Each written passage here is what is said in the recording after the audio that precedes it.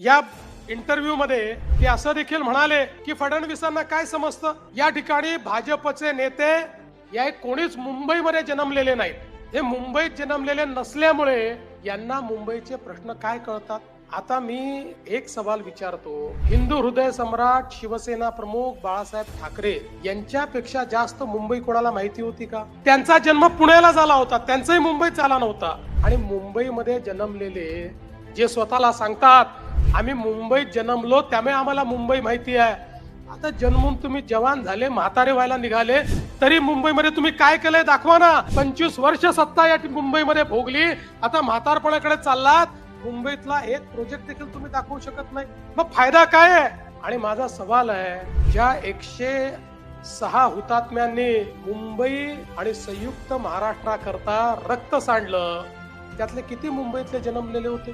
त्यात कोकणातले देखील होते, पश्चिम महाराष्ट्रातले होते, विदर्भातले होते, मराठवाड्यातून आलेले होते.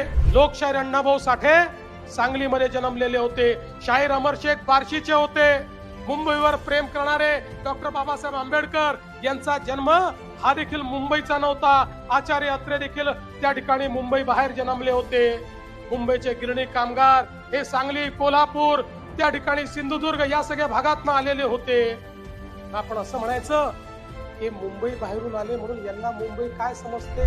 मी या ठिकाणी सांगतो, होय माझा जन्म मुंबईमध्ये झाला नाही, पण ही मुंबई माझी कर्मभूमी आहे.